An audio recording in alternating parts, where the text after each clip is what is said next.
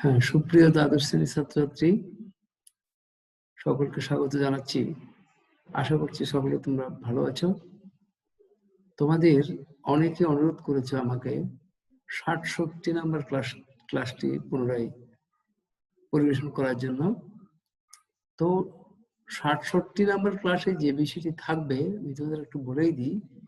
যে জিনিসটি থাকবে সেটি হচ্ছে, একটু খেয়াল করো, এই যে মানে গাঠনিক সমানুত্তর শেষ অংশে ছিল টটোমারিজম এবং মেটামারিজম, এই দুটি জিনিস। এবং আমি বলেই রাখি ৬৮ নম্বর ক্লাসে কিন্তু জ্যামিতিক সমানুতা আর ৬৯ নম্বর ক্লাসে আলোক সমানুতা দেওয়া আছে। তো এখানে ৬০-৬০ নম্বর তোমরা ক্লাসটা যারা চেয়েছো অথবা সবার জন্য প্রযোজ্য হবে মূলত টটোমারিজম এবং মেটামারিজমের জন্য। তো আমি সাথে তোমাদের এই টটোমারিজম মেটামারিজমের সাথে কিছু যোগাযোগের নামকরণেরও পুনরাবৃত্তি করেছি। তো প্রথমেই দেখো, এই যে টটোমারিজম। টটোমারিজম কি একটু শোনো। টটোমারিজম হচ্ছে,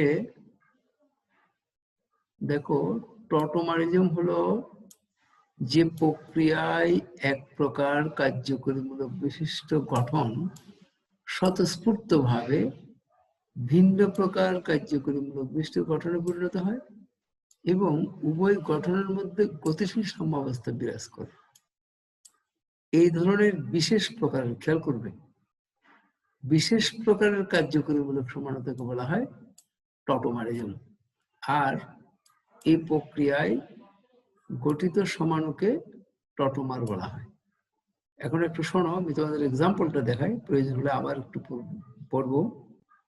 দেখো, এই যৌগটির নাম হচ্ছে প্রোপানন। দেখো, CH3CO, এই পাশেরটাও CH3, একটা হাইড্রোজেনকে তোমার এই একক বন্ধন এভাবে দেখানো হলো। কেন দেখিয়েছি পরে বুঝবে তোমরা। এবমুখী চিহ্নের পরে এদিকে যৌগটা হলো। এখানে কি কাজ ঘটে, কি হয়েছে দেখো, মানে টটোমারিজম কেন বলছি আমরা। দেখো, এখানে carbonyl block C double bond, এটা হচ্ছে কার্বনিল ব্লক। আমি একটু ব্লক করে দেখাচ্ছি তোমাদেরকে। এইটা কার্বনিল ব্লক। এই কার্বনিল ব্লকটি দেখো এখানে, অর্থাৎ এই হাইড্রোজেন পরমাণুটি অক্সিজেনের সাথে যুক্ত হলে এই OH মূলক হলো।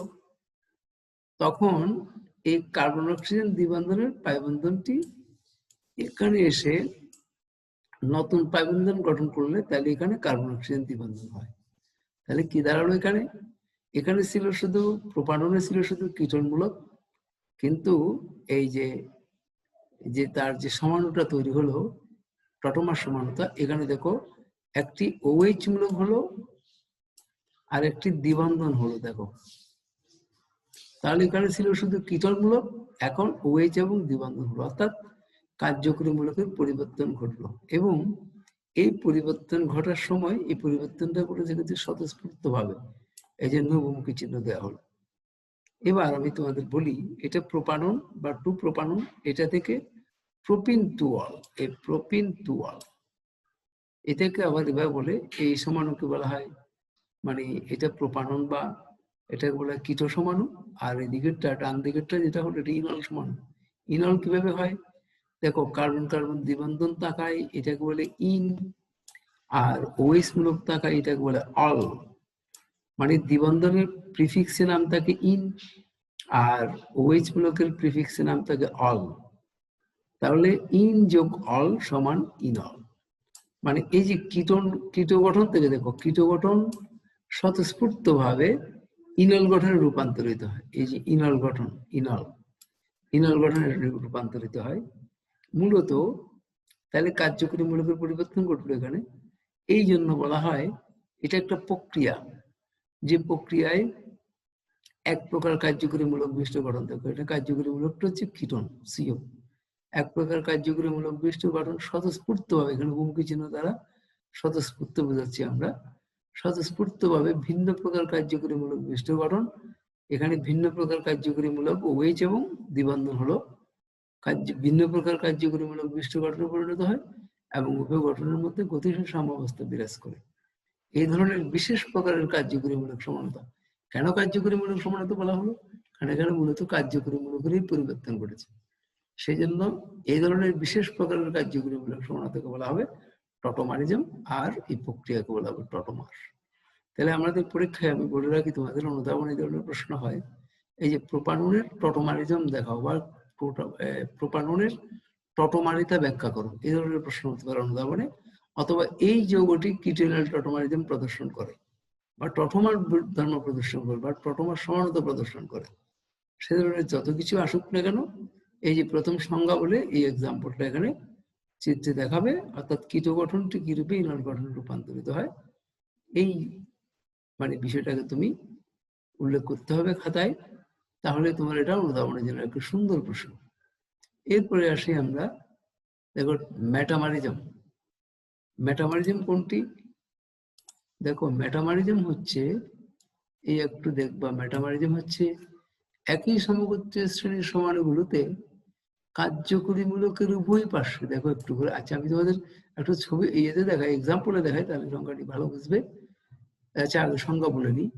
একই সমগোত্রীয় শ্রেণীর সমাণুগুলোতে কার্যকরীমূলকের উভয় পার্শ্বে কারণ পূরণের অসমতাজনিত কারণে সৃষ্ট সমাণুকে, অসমতাজনিত কারণে মানে কারণ পূরণের উভয় পার্শ্বে এই সরি কার্যকরীমূলকের উভয় পার্শ্বে কারণ পরমাণু অসমতাজনিত কারণে সৃষ্ট সমাণুকে বলা হয় মেটামার।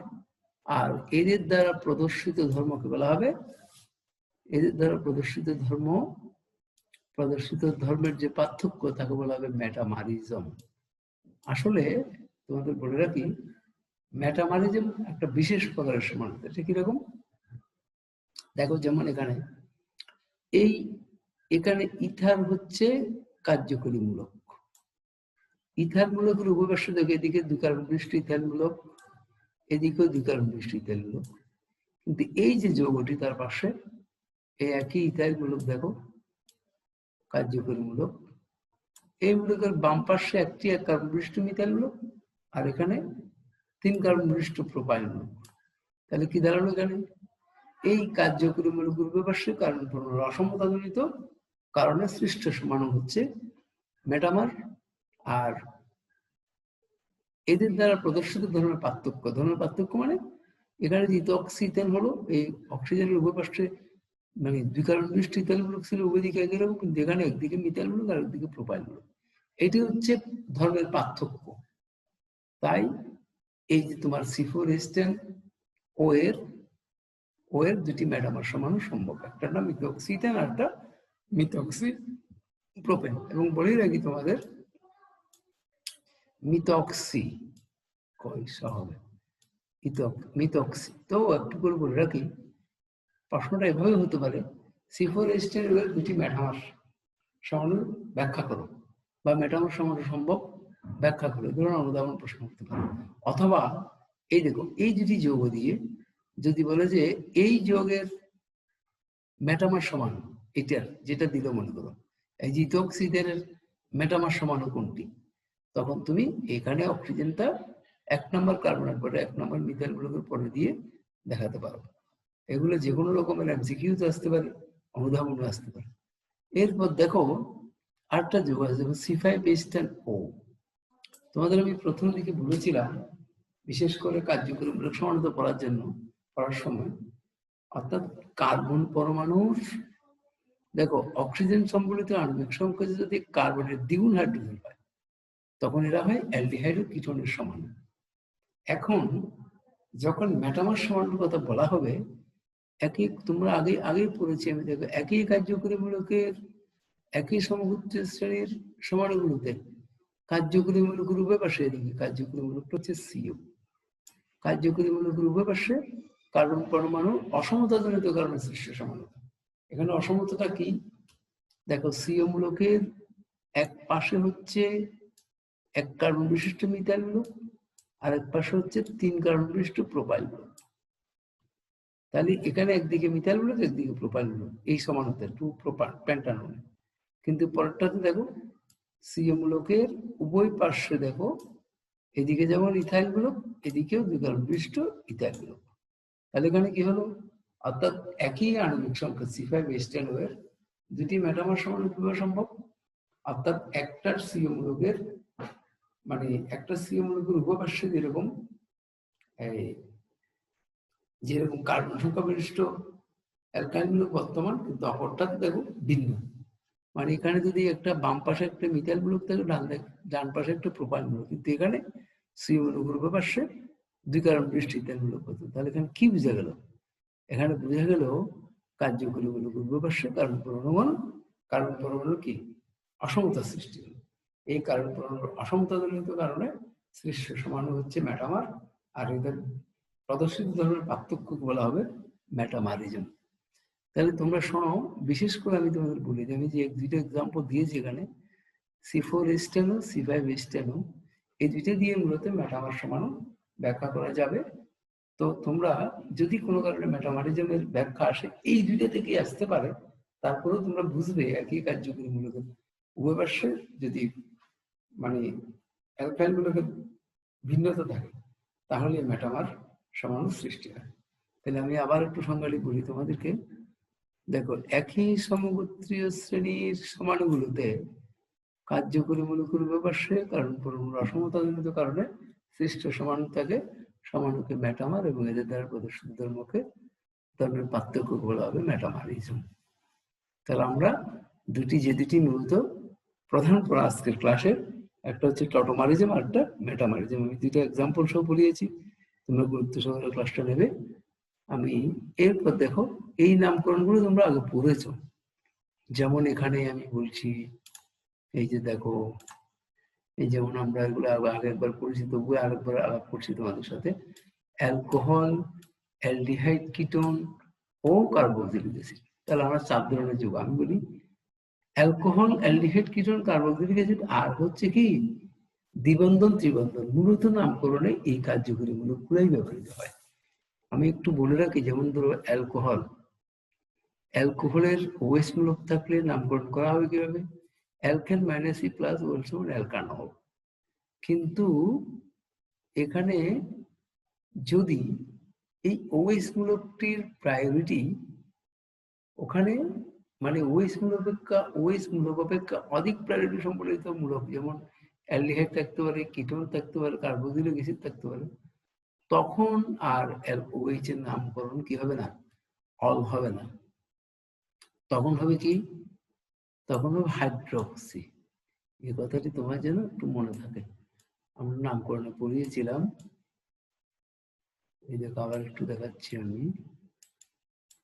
হাইড্রক্সি।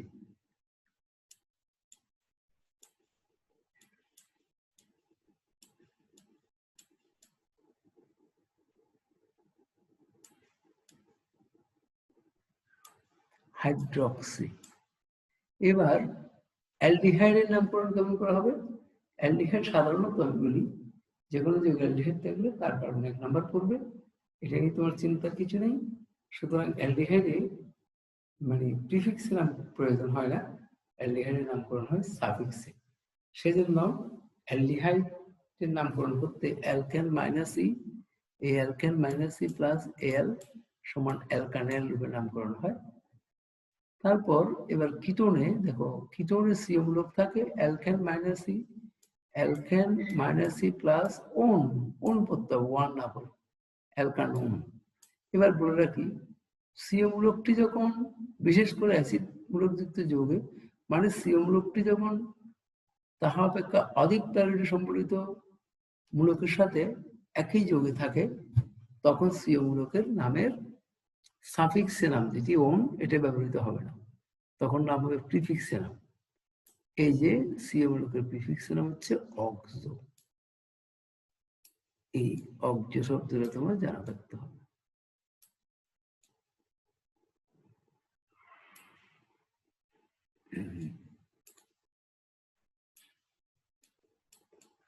এই অক্সো নামটা তোমার জানা থাকতে হবে, যখন সিও মূলকটি তাহা অপেক্ষা অধিক প্রায়োরিটি সম্বলিত কোনো মূলক যদি ওই যৌগে থাকে, যেমন কার্বক্সিলিক অ্যাসিড থাকতে পারে, অ্যামাইড থাকতে পারে, স্টার থাকতে পারে, ওগুলোর ক্ষেত্রে তোমার সিও মূলকের নাম হবে কি, তখন ওন না হয়ে হবে অক্সো। আর কার্বক্সিলিক অ্যাসিড হলো কার্যকরী মূলকের রাজা, সবার উপরে কার্যকরী মূলকের মধ্যে অ্যাসিড মূলক থাকে, তাই এই কার্বনের উপর 1 নম্বর দিতে হবে এবং নামটা হবে অ্যালকান। ওই দেখো অ্যালকেন -ই প্লাস এই -ই প্লাস উইক অ্যাসিড, এই নামকরণটা হবে অ্যালকানোয়িক অ্যাসিড হিসেবে। তো আমি বলি আরেকটা কথা বলে রাখি, এখানে কার্বন কার্বন দ্বিবন্ধন, দ্বিবন্ধন থাকলে যে কোনো যোগে দ্বিবন্ধনের নামের শেষে ইন যুক্ত হবে, কিন্তু দ্বিবন্ধন যুক্ত যোগের নামের পূর্বে সংখ্যাটি উল্লেখ করতে হবে, মানে কত নম্বর কার্বন, এটা কার্বন সংখ্যা উল্লেখ করতে হবে। যেমন প্যান্টেন হলে 5, প্যান্টুইন মানে মোটামুটি হাইড্রোকার্বন অংশটি দ্বিবন্ধন বা ত্রিবন্ধন যুক্ত যৌগে যখন নামকরণ করবে, ইন এবং আইনের পূর্বে হাইড্রোকার্বন অংশ উল্লেখ করে নামকরণ করতে হবে, এবং তার সাথে যদি তাহা হবে কলিক প্যারিটি সম্পর্কিতমূলক থাকলেও তার নামের কি ব্যবহার করতে হবে, তার নামের সাফিক্সের নাম ব্যবহার করতে হবে। তো যাই হোক, আমরা কয়েকটা এক্সাম্পল দেখলে বুঝবো। এই দেখো, যেমন এখানে বলে রাখি আমি, দেখো এই যে এগুলো তোমরা আশা করি পারবে, এগুলো নিয়ে কোনো সমস্যা নেই। যেমন এই যৌগটা একটু করে দেখতে পারো, যেমন ধরো এই দেখো বিউট 2 in 1,4 ডায়ল, মানে 1 নাম্বার কার্বনে 1, এটা 2, এটা 3, এটা 4, তাহলে দেখো মোট কার্বন হচ্ছে 4টা। বিউট 1 একটা ওএইচ মূলক, 4 একটা ওএইচ মূলক, তাহলে বিউট 1,4 ডায়ল, বিউট 1,4 ডায়ল। কেন? কারণ এখানে ওএইচ মূলক 2টি।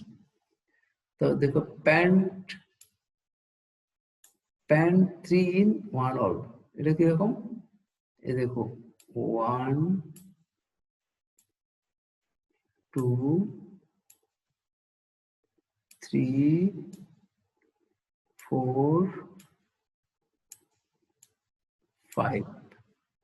তো এখানেও দেখো ত্রিবন্ধনটা পড়ছে কোথায়? 3 নাম্বার কার্বনের জন্য প্যান্টুইন। কেন? কারণ দ্বিবন্ধন বা ত্রিবন্ধনের নামটি হচ্ছে তাদের, অর্থাৎ যে নামটি থাকবে সেটাই প্রিফিক্সের নাম তাদের, সেটাই মানে সাফিক্স বলো প্রিফিক্স বলো তার নাম একটাই, দ্বিবন্ধন বা ত্রিবন্ধনের। কিন্তু দ্বিবন্ধন বা ত্রিবন্ধন ব্যবহার করলেই তার পূর্বে হাইড্রোকার্বন অংশটি বলতে হবে। এখানে মোট কার্বন 5টি বিধায় প্যান্ট, 3 নাম্বার কার্বনের দ্বিবন্ধন আছে বিধায় প্যান্ট্রিন। এবার তোমার তাহা হবে অধিক প্রায়োরিটি সম্পর্কিতমূলক, যেমন ধরো ওইচ রইল, ওইচ এর নামে কি হবে? ওইচ এর নামে তো অবশ্যই ইয়ে হবে, সাফিক্স নাম হবে। তাহলে ওইচ এর সাফিক্স নামটা অল বসিয়ে দিলাম। কোথায় অল ছিল? ওইচ মূলকটি কত নম্বর কার্বন? 1 নম্বর কার্বনের জন্য 1 অল। এবার দেখো এই 2 ইথাইল বিউটান 1,3 ডায়ল, দেখো এটা সমস্যা নেই, এগুলো নামকরণ করতে পারবা। এই 1, 2, 3, 4 মানে 2 নম্বরে একটা ইথাইল মূলক আছে, 3 নম্বরে ওএইচ মূলক, আবার দেখুন 1 নম্বরে ওএইচ মূলক। তাহলে এই জন্য 3 ইথাইল বিউটান মানে অ্যালকেন বলতে হবে, বিউট বললে হবে না, বিউট 1,3 ডায়ল বললে হবে না, কারণ বিউটের মধ্যে তোমার অ্যালকেনের পুরো অংশ আসে না, সেজন্য এন শব্দ আসতে হবে অ্যালকেন, বিউটান 1,3 ডায়ল। তারপরের নামকরণটা আশা করছি তোমরা পারবে। এরপরে আমরা দেখো, আমি বলে দিচ্ছি, এগুলো মূলত সন্দেশ স্যারের বইয়ের কিছু নামকরণ, তোমরা একটু সিরিয়াল করে দেখতে হবে। যেমন ধরে দেখো, আমি দেখাচ্ছি এখানে এই একটা নামকরণ, দেখো আমি কোনটা দেখাবো, হ্যাঁ এই নামকরণটা দেখা দিই। যেমন 1 নাম্বার কার্বনের মিথাইল মূলক, এই যে অ্যালডিহাইড 1, এই 1 নাম্বার, 2 নাম্বার, 3 নাম্বার, 4, 5, 4 নাম্বারে 2টা মিথাইল মূলক, 2 নাম্বারে একটা ইথাইল মূলক, এই দেখো এটা, এই 2 নাম্বারে একটা ইথাইল মূলক। তো অ্যালফাবেটিক অর্ডারে ইথাইলিন ই এন এর আগে বিধে ইথাইল মূলকের কথা আগে বলতে হবে, এই জন্য নামকরণে দেখো 2 ইথাইল। 4 নাম্বার কার্বনে 2টা মিথাইল মূলক, 4,4 ডাইমিথাইল। মোট কার্বন হচ্ছে 5টি পেন্টা, 1 কার্বনে যদি অ্যালডিহাইড মূলক থাকে এই জন্য পেন্টানেল। আবার এটা পেন্টানেল 1 লিখতে হবে না, কেন? কারণ অ্যালডিহাইড মূলকের প্রায়োরিটি সবার চেয়ে বেশি, তার কার্বন 1 নাম্বার পরে, আবার তার চেয়ে বেশি দেখে কার্বক্সিলিক অ্যাসিড। তারপরে তুমি দেখবা কোনো যৌগে, একই যৌগে অ্যালডিহাইড এবং কার্বক্সিলিক অ্যাসিড সাধারণত থাকে না, এটা থাকলে খুব ব্যতিক্রম ঘটনা। যাই হোক, তো আমরা অ্যালডিহাইড গুলোকে 1 নম্বর দিয়ে দিব, এবং নামকরণে কিন্তু ওই যে 1 নম্বরটি প্রকাশ করবো না, কারণ এটা সর্বজন বিদিত। অ্যালডিহাইড মূলক 1 নম্বর কার্বনে থাকলে 1 নম্বর কার্বনে থাকবে এবং নামকরণটি ন্যাল হিসেবে হবে।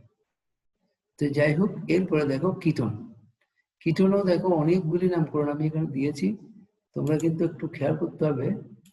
দেখো এরকমের, যেমন ধরো এগুলো সহজ একটা করায় প্রথম, যেমন দেখো 4 নম্বর নামকরণটি দেখো, দেখো এটা 2 নম্বর কার্বনের সিও মূলক, 4 নম্বরে দ্বিবন্ধন, 6 নম্বরে মিথাইল মূলক। তাহলে আমরা প্রথম বলবো মোট কার্বন 60টি, তাহলে 6 মিথাইল। 4 নম্বর কার্বনের দ্বিবন্ধন, তাহলে দ্বিবন্ধন যেখানে আছে ইন, তার পূর্বে হাইড্রোকার্বন অংশ উল্লেখ করতে হবে। হ্যাভড 4 ইন, হ্যাভড 4 ইন, তারপর 2।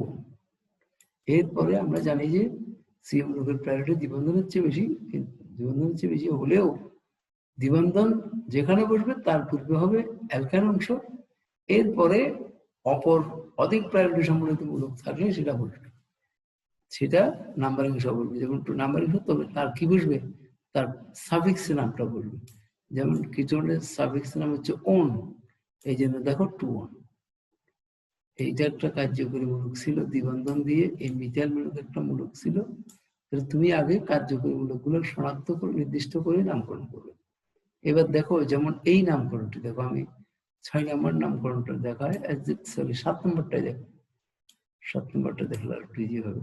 দেখো এখানে 1 2 3 4 5 6 7 এভাবে কেন নাম্বারিং করবো, কারণ তুমি বাম দিক থেকে আসলে সিও মূলকে কত নম্বর বলবে, 1 2 3, হ্যাঁ সিও মূলকে এটা 2 হবে, সিও মূলকে 2টে সিও মূলক, একটা 2 একটা 3। কিন্তু যদি আমি ডান দিক থেকে আসতাম তাহলে 1 2 3 4 5 6 5 6 পড়তো। তাহলে নামকরণ হবে, আমাদের কথাটি মনে রাখতে হবে, মূলকের দৈর্ঘ্য দীর্ঘ হবে, আবার মূলকযুক্ত কার্বনে কি হবে, এই কাজে মানে যোগাযোগের নামকরণে কার্বন ট্রিগুলোর দৈর্ঘ্য দীর্ঘ হবে এবং মূলকযুক্ত কার্বনে কম নাম্বার বসবে। এই মূলকযুক্ত কার্বনটা হচ্ছে একটা 2 আর একটা 3, এই জন্য 4 ইথাইল 5 মিথাইল হ্যাভ 2 3 ডায়ল। দেখো হ্যাভ 2 3 ডায়ল,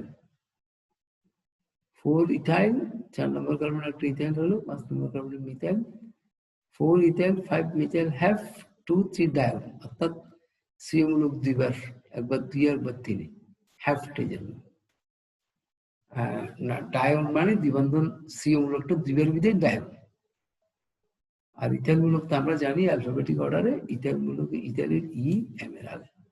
এই 4 ইথাইল 5 মিথাইল, 4 ইথাইল 5 মিথাইল, মোট কার্বন হচ্ছে কত, 7টা, হ্যাভ ডায়ন। সিও মূলক দুইটাই দেখো, এই একটা সিও মূলক।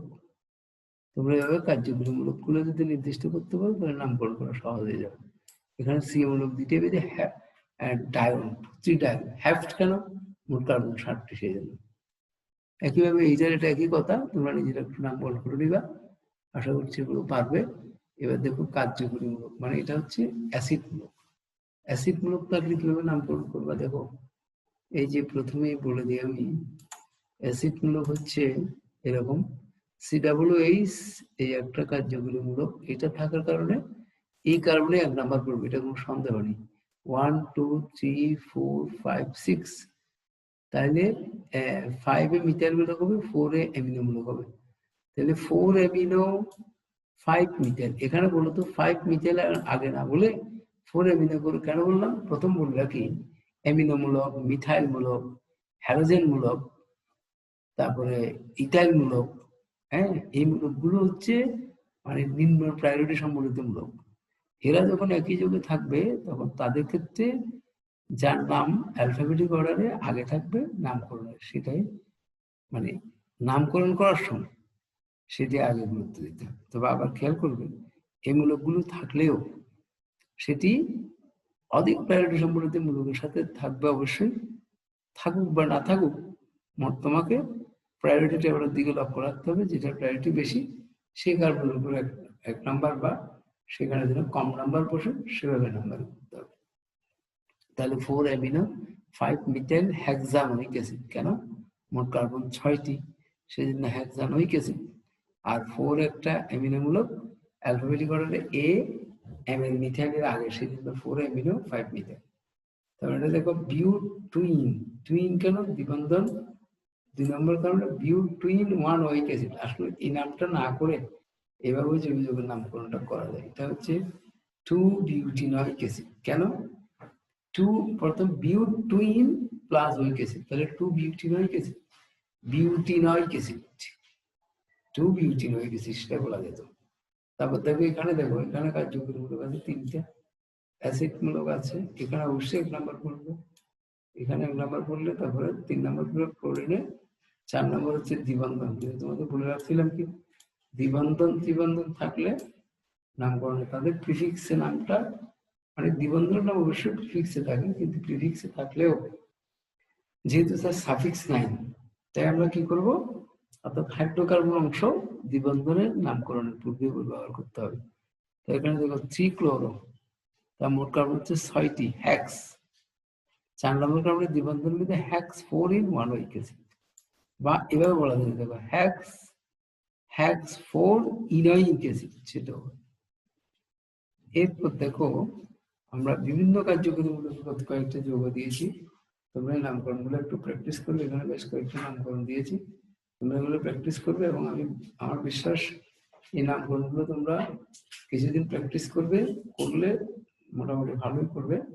আরেকটি কথা বলে রাখি, দেখো আসলে নামকরণ পড়বা এইভাবে, আমি যাক এই দেখো এখানে আরো কিছু নামকরণ আছে, নাম থেকে সংকেত, নামকরণ পর্বে বিভাগগুলি, এগুলো কিন্তু ডক্টর সরোজকান্তি সিং আগরওয়ালের বইয়ের নামকরণ, অর্থাৎ তোমাদের নামকরণ যেখানে শুরু করেছিলাম সেখান থেকে প্রত্যেকটা নামকরণ দেখে দেখে প্রথম লিখবা। আমার কথাটি গুরুত্ব সবাই খেয়াল করবে, প্রথম দেখে দেখে লিখবা, লেখার পরে প্রত্যেকটা নামকরণ প্রথম থেকে শেষ পর্যন্ত দেখে দেখে লিখবা। যেটা নাই, নাম আছে ওদের সংকেত নেবে, সংকেত আছে নাম নেই, সেটা তুমি চেষ্টা করবে। আমার বিশ্বাস যে আমি যেভাবে নামকরণ দেখিয়েছি এবং হাজার বইয়ের প্রথম থেকে শেষ পর্যন্ত যে নামকরণগুলো করা আছে, এগুলো করলে তুমি ইজিলি যেগুলো নামকরণ পারবে। এরপরেও যদি কিছু কঠিন নামকরণ থেকে যেতে পারে, তখন এগুলো তোমরা বিভিন্ন সময় আমাকে জিজ্ঞেস করবে, আশা করছি পাবে। তবে নামকরণ পরীক্ষা অত কঠিন আসে না, একটা কথা মনে রাখবা। মূল কথাটা হচ্ছে নামকরণ পরীক্ষা আসলে অত কঠিন আসে না, এই কথাটি খেয়াল করবো। যেমন এই দেখো একটা নামকরণ 4-chloro-pan-3-in-2-on, আমি এখানে লিখছি না, মোট কার্বন হবে 5টি, হ্যাঁ 5 নম্বর কার্বন হবে 1, 2, 3 করে নাম্বারিং করবা, করে 2 নম্বর কার্বন যেটি সেখানে সির সাথে ডাবল বন্ধন দিয়ে অক্সিজেন দেবে, 3 নম্বর কার্বন যেটি সেখানে দ্বিবন্ধন দেবে, 3-4 কার্বনের মাঝখানে দ্বিবন্ধন দেবে, 4 নম্বর কার্বনের কি দেবে, একটা ক্লোরিন পরমাণু দেবে, এবং বাকি বন্ধনগুলো হাইড্রোজেন দ্বারা পূর্ণ করে হয়ে যাবে। আশা করছি এগুলো পাবে। যেমন এই দেখো আরেকটা জিনিস দেখো, এইটা একই রকম, এই যেমন এই নামকরণটা দেখো 14 নম্বর নামকরণ, যেমন এখানে বলেছে কি প্যান্টুইন অ্যাসিড, তাহলে মোট কার্বন 5টি, যেহেতু অ্যাসিড বলেছে অথবা অ্যালডিহাইড নামকরণ হবে, সেই কার্বন উপর এক পড়বে, তাহলে প্রথম অ্যাসিড মূলক লিখবো বাম দিকে, আর সবার শেষে ডান দিকে সে কার্বনের উপর এক দেবো, তারপরে 2, 3, 4, 5 পর্যন্ত লিখবো, 2 নম্বর কার্বন এবং 3 নম্বর কার্বনের মাঝখানে একটা দ্বিবন্ধন দেবো, অর্থাৎ প্যান্টুইনোইক অ্যাসিড, ইনওইক অ্যাসিড, মানে অ্যাসিডে যে 1 নম্বর কার্বন আছে সেটি তোমার এই সেটার সংখ্যায় প্রকাশ করতে হবে, সেজন্য 2 ইন মানে দ্বিবন্ধনেরই, সেজন্য এইভাবেই নামটা দেওয়া হয়েছে। তোমরা এটা থেকে সংখ্যা লিখবে। আশা করছি না ওই 14টা নামকরণ নাম থেকে সংখ্যা লিখতে হলে তোমরা অনেকদিন পারবে। তো যাই হোক প্রিয় ছাত্রছাত্রী, তোমাদের আজকে আর পড়ালাম না, আমার মনে হয় নামকরণ নিয়ে আমি আবার একটু দেখালাম। আশা করছি তোমরা নামকরণ পারবে। আসলে নামকরণ যে স্টুডেন্ট ফ্লুয়েন্টলি পারবে সেই জৈব রসায়নে যথেষ্ট ভালো হবে, এবং জৈব রসায়নে পরবর্তী কোনো জায়গায় সমস্যা হবে না। আমি তোমাদের কিন্তু শুরু বলে দিচ্ছি, রিঅ্যাকশন নাম্বার পড়া যদি শুরু করেছি, আমি রিঅ্যাকশন নাম্বার 4 পর্যন্ত পড়িয়েছি। আগামী দিন থেকে প্রতিদিন একটা একটা করে ক্লাস দেবো, পারলে একাধিক ক্লাসও দেবো।